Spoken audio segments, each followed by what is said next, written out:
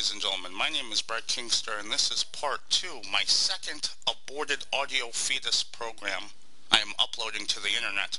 For those of you who don't know what this is, because obviously if you didn't see part 1, you wouldn't know what this is. I record these programs throughout the course of my day, and more often than I like to think about, I'm interrupted during the course of these recordings.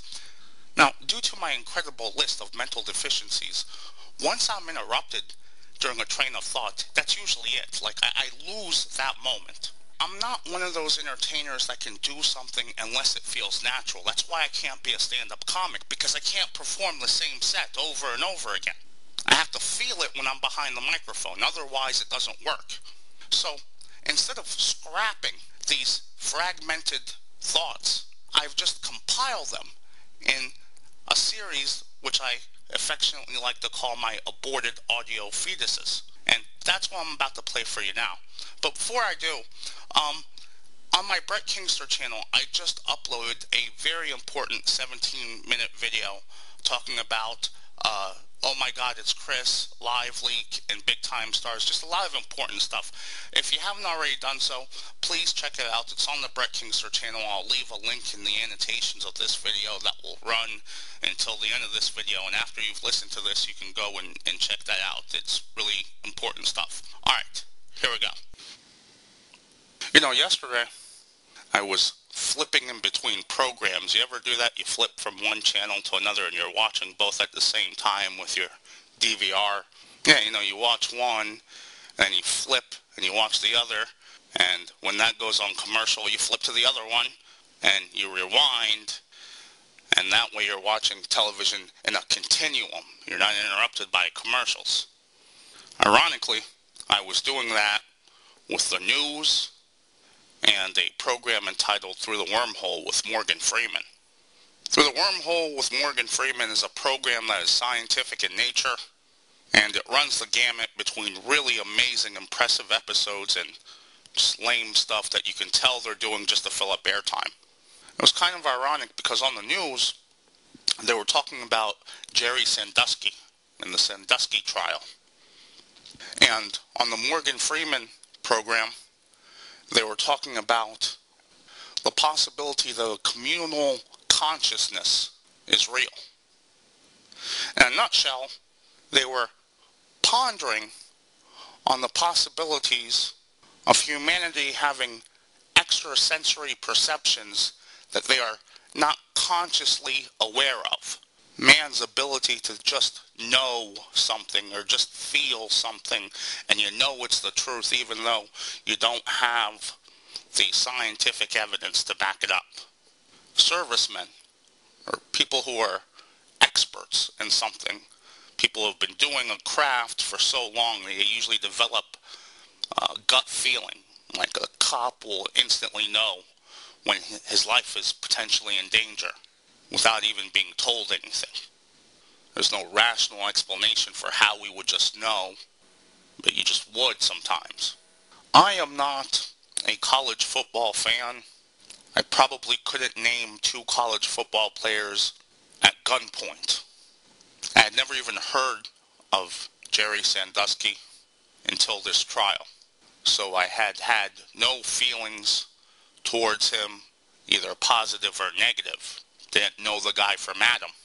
But the second I saw his face, I knew he was guilty. Just instantly. Now I know a statement like that spits in the face of all known sciences, and on its face value should be met with nothing but criticisms and contempt. I also know that it's not gonna be, because the bulk of you can feel whatever the hell it is that I feel when I see his face. We can't explain it, but we know the dude is guilty. I've been trying to ponder why that is. Why I know he's guilty of molesting those boys. Why I can see it so clearly in his face. I think part of it may have something to do with the fact that I don't believe we have evolved the ability to lie about this. I think it would be easier for a man to lie about committing murder than it would about denying having molested a child when that child is now a fully grown adult standing there pointing the finger at the person, demanding justice. I wonder about Sandusky's wife. Can a woman be that stupid as to not see what we're all seeing? I don't think she can. I think she's just trying to protect her own ego, but that just might be cynicism on my part. Midlife crisis is a real bitch, you know? You get to this stage where you start viewing life as a hostage situation. Like there's a gunman in your home, and this gunman is giving you two options. Either he kills you, or you get to live and watch everyone that you love and care about die. That's the reason why I tend to have the hell with it all attitude every now and then. It happens when I focus on that. And not to sound arrogant, but people tell me, they're like, Brett, you should consider seeing a psychiatrist or a psychologist. I feel like I'm too smart for that. I feel like I can already calculate every potential thing they can possibly say to me based on what I say to them. I've seen a couple of shrinks when I was in the military. They make you check in with one periodically. First time I saw one, I made a vow that I was going to be brutally honest. I said, okay, you think you can handle some shit? I'm going to tell you what's going on in my head. I fantasize about killing my father. Not because he did anything horrible to me, but because I'm curious. I'm curious in the same way scientists are curious about atoms, why they create atom smashers. They collide particles to see what they're made out of. I have that same curiosity. I wonder to myself, would my father die like a bitch? Or would he die like a man? Spit in my face. Dare me to pull the trigger. Nothing personal. Just wanted to see what I was really made out of. She decided she didn't want to hear any more of what I had to say. You know, one of the things that I found to be most puzzling about man was displayed last week in a television program entitled America's Got Talent. I realize I'm heard by a global audience, so for those of you who don't know, what America's Got Talent is it's a television program where real life people come on this program and they perform their talent in front of judges. Some people sing, some people do athletic events, and the winner gets $1 million contract and they get to perform in Las Vegas or wherever the hell they perform. But essentially, it promises to give a talented individual a career doing what they want to do. So as you can imagine, this show is very inspirational to people because it showcases a lot of tear-jerking stories of people coming from hardship and oppression and skyrocketing to fame and fortune overnight. Well, the other day, a huge controversy began due to that television program. That controversy was this. A gentleman by the name of Tim Poe, he came onto that program with his wife, and he made some claims and assertions. He claimed that he was in the military for 14 years, and he claimed that there was an accident that took place in Afghanistan, and he nearly died a war hero, but he didn't die. What happened was he had suffered a catastrophic injury, causing him to become a stutterer, but yet miraculously when he sings, the stutter is gone. I know there's a scientific explanation for that. I understand it's different parts of the brain that are at work.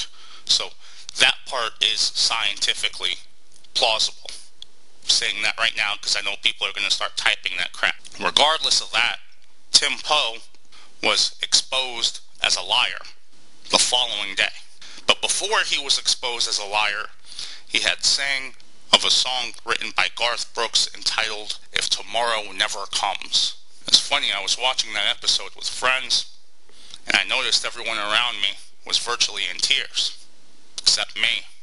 The reason was because during his first interview, he had said something along the lines of someone had fired a rocket-propelled grenade, and he had dived on the RPG. Who are you kidding? You can't dive on a rocket-propelled grenade when it's launched. It's like saying, I caught a laser beam. No, you didn't. But I thought, okay, well maybe it was the weed. Maybe I heard some shit that wasn't said. Right after he sang, he had this I don't want to use the word retarded because that would be cruel, but he had this look on his face that said, maybe this guy is genuine. It's just the way he smiled. Not like all the muscles were in unison when he smiled, But then he goes to the back and he gives his interview, his off interview, and he doesn't stutter at all during that interview. But I kept my mouth shut because I don't want to play the heel and kill the mood of the room. Sure enough, the following day comes, and everyone starts ratting this guy out. Even the National Guard. They said, no, this guy never won a Purple Heart, and he was in the service for 9 years. And he left with no serious injuries. So instantly, the guy goes from being the most loved individual to the most hated guy in America. People are calling his family with death threats and everything. The thing that blows my mind here is the fact that this guy could have had the exact same reaction out of his audience had he been truthful. Had he come out there and said, look, I was in the military for 9 years, and I developed post-traumatic stress syndrome, and it led me to be in a state of very severe depression, and that's when I met fill in the blank, and she was the love of my life, and it changed my world around, and blah, blah, blah, blah, blah, and now I want to sing this song to her. He sings the song, virtually identically the same reaction he would have gotten. The guy just lied for no reason. I don't get that. Hello and thank you for listening to the Brett Kenster program. If you did not enjoy it, it would really help out if you would keep your mouth shut.